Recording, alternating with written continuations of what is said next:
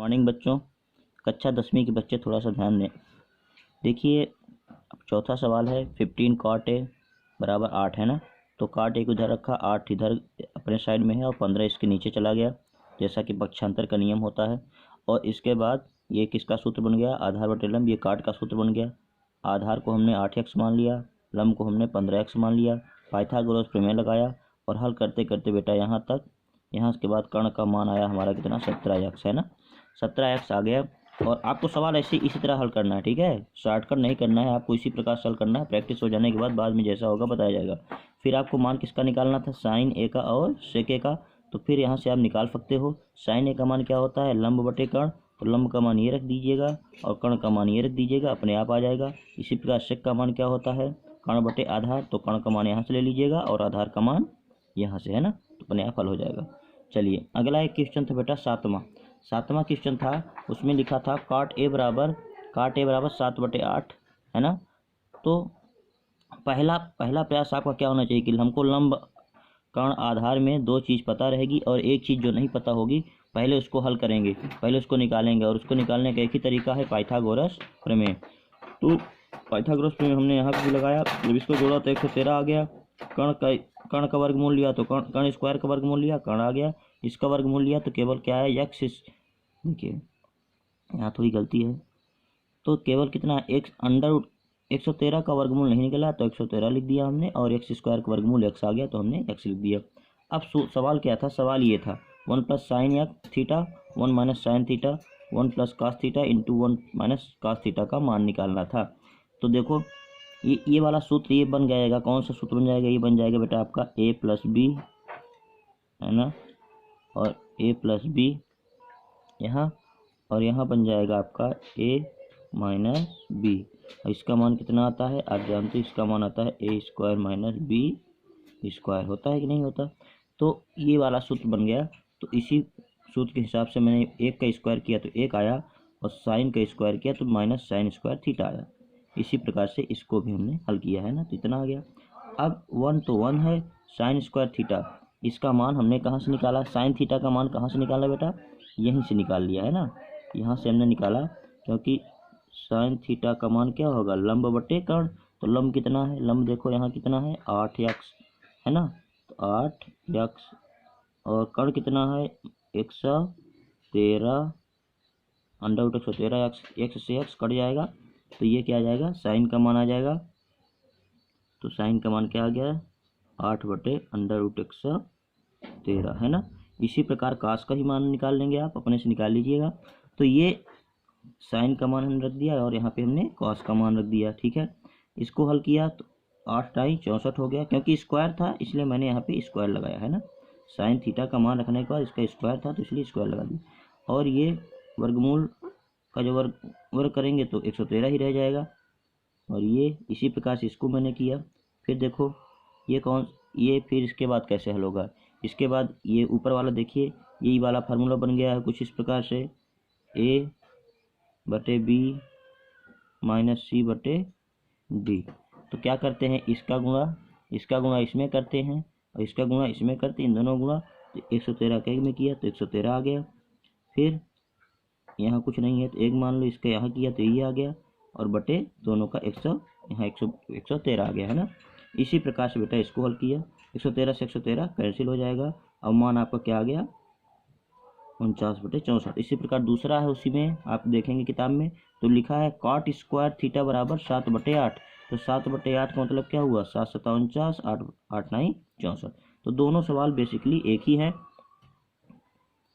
कुछ बच्चों को लग रहा होगा यहाँ हमने ये क्यों लिख दिया है, इसका मान इतना होता है, इसका मान इतना होता है। जब आगे हम आपको पढ़ाएंगे तो बताएंगे। और इसका कुल मिला के मान हो जाता है cot² थीटा। पर अभी इस पर चर्चा नहीं करेंगे क्योंकि अभी तक इसका फार्मूला हमने आपको बताया नहीं, ठीक है। तो दोनों सवाल लगभग एक ही थे, लेकिन इस प्रकार से इसको सॉल्व करेंगे, ठीक है। ये पूरा सवाल सॉल्व हो गया। इसके बाद थोड़ा सा और आ जाइए, आपका सवाल नंबर 8 है ना। सवाल नंबर 8 मैंने यहाँ पे हल कर दिया है। ये देखिए, पहले हमको क्या पता था? हमको आधार लंब पता था, हम कर्ण को निकाले, कर्ण एक तरह आ गया। कर्ण के बाद हमने साइन का मान निकाला, कॉस का मान निकाला, tan का मान निकाला। इसके बाद हमको सिद्ध क्या करना था? ये हमको सिद्ध करना था, ये प्रश्न में आपको दिया है। तो बेटा देखो, ये बराबर हमको सिद्ध करना था ये, तो हमने क्या किया, इसमें दो पक्ष हैं, एक पक्षीय है एक पक्षीय है, इसको बायां पक्ष बोलते हैं इसको दायां पक्ष बोलते हैं। तो पहले हमने बायां पक्ष लिया और लिख दिया लेफ्ट हैंड साइड, है ना, लेफ्ट हैंड साइड LHS बराबर क्या था जो था उसको लिख लिया। इसके बाद इसका मान रख दिया, देखो tan का मान हमने रखा, और जो tan का मान रख के हमने हल किया इसको, तो हल करने के बाद क्या आया 7/25। इसी प्रकार राइट हैंड साइड दाएं साइड में जो लिखा था उसको लिया, उसको जो हल किया तो कितना आ गया 7/25। तो इससे सिद्ध हो गया कि दोनों पक्ष क्या है, दोनों का मान ये भी उतना ही आ रहा है ये भी उतना ही आ रहा है। इसका मतलब left hand side right hand side बराबर है, इसका मतलब 1 माइनस ये दोनों है ना, ये दोनों आपस में क्या है बराबर है। उसमें पूछ रहा है या नहीं, तो आप लिखेंगे हाँ ये दोनों बराबर है ना। आगे बढ़ते हैं प्रश्न संख्या 9।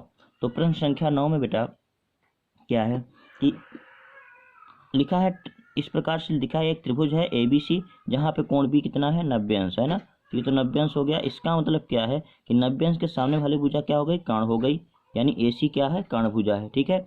अब दो भुजाएं और बच जाती हैं, उसमें कौन कौन से हैं, BC हैं और AB। इसमें एक लंब, अब देखो इसमें लंब आधार A के लिए लंब कौन होगा, A के लिए लंब होगी BC, और C के लिए लंब कौन होगी, C के लिए लंब होगी AB, ठीक है। ये ध्यान देते जाइएगा। तो यहाँ लिखा है tan A है ना, तो tan का मान क्या होता है, tan बराबर क्या होता है, लंब बटे नहीं लंब बटे आधार, लंब बटे आधार होता है बेटा।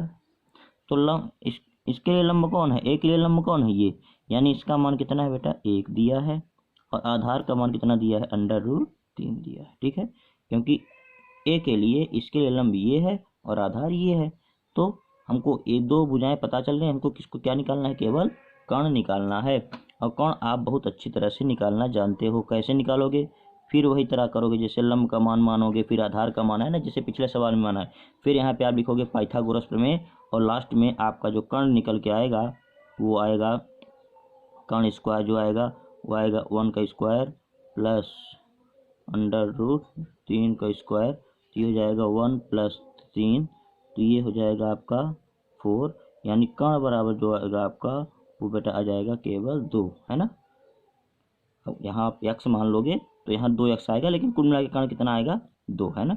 यहाँ क्या आ जाएगा बेटा आपका 2, ठीक है। इसको हम x मान लेते हैं, 2x आएगा, यहाँ पे 4x² आएगा बेटा, यहाँ पे आप x मान लेना, है ना। 1x² केवल यहाँ आएगा, 1x², यहाँ पे 3x², यहाँ पे मान लीजिएगा, है ना। आप समझ रहे होंगे मैं क्या कह रहा हूँ, जैसे ये पुराने वाले सवाल में किया है। तो कर्ण का मान आपका आ गया। जब कर्ण का जैसे ही आपके पास मान आ गया, अब आपके लिए बहुत आसान हो गया। अब देखो इसमें सवाल क्या है, एक सवाल मैं कर देता हूँ, बाकी सवाल आप करिए। इसमें है sin A और cos C plus cos A और sin C। अब देखो ढंग से देखना इसको, है ना। तो sin A यानी A की बात कर रहा है, तो sin के लिए लंब कौन है, ये है, लंब कौन है बेटा, लंब ये है ना। और कर्ण कौन है, यही है, तो sin A का मान क्या हो जाएगा 1/2, यानी लंब बटे कर्ण। फिर cos C, cos देखो C की बात कर रहा है ना। तो C के लिए देखो, C के लिए लंब कौन है ये, और आधार कौन है ये, और cos का मान क्या होता है आधार बटे कर्ण। इसका मतलब यहाँ भी क्या हो जाएगा 1/2, जहाँ कोई चिन्ह नहीं होता बेटा वहाँ गुणा होता है, ठीक है। यहाँ कोई चिन्ह नहीं, दोनों के बीच मतलब गुणा है।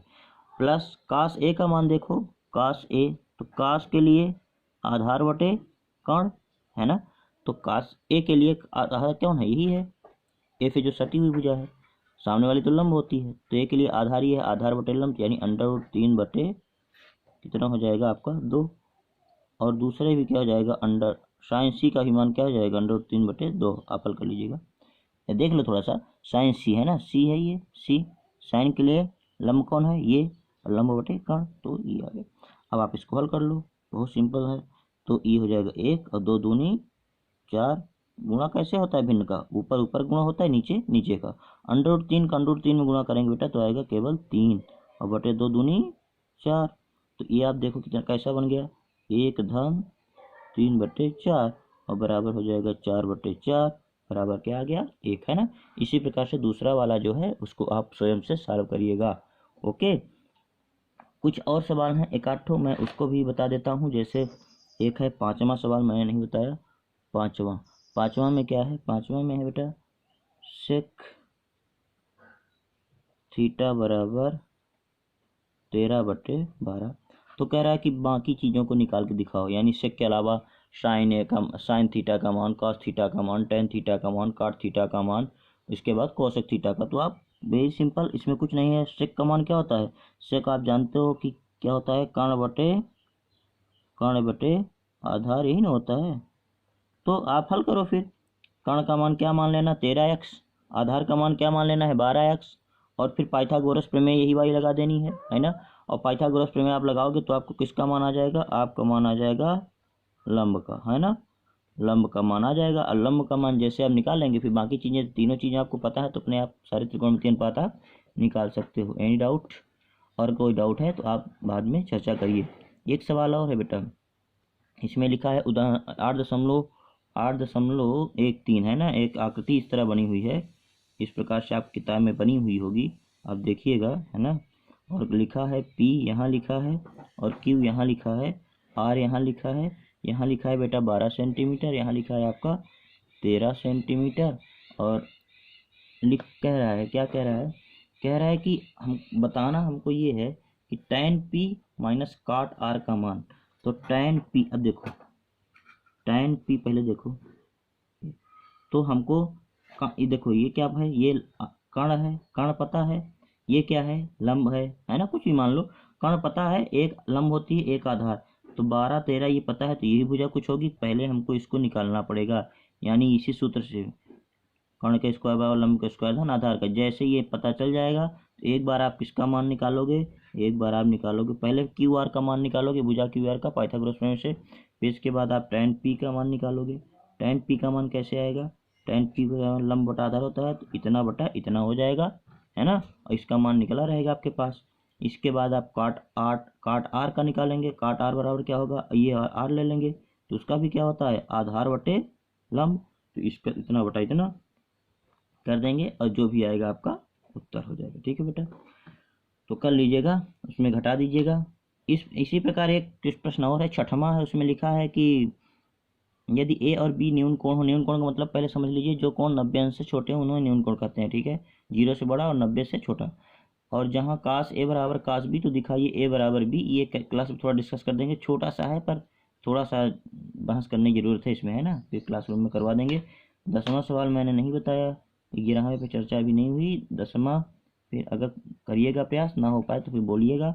और पीछे कुछ उदाहरण भी दिए हैं आपके प्रश्नावली में, के पहले कुछ उदाहरण दिए हैं, उदाहरण सवाल भी हल करिए, और जो ना समझ में आए उसको बताइए। ठीक है, बहुत बहुत धन्यवाद।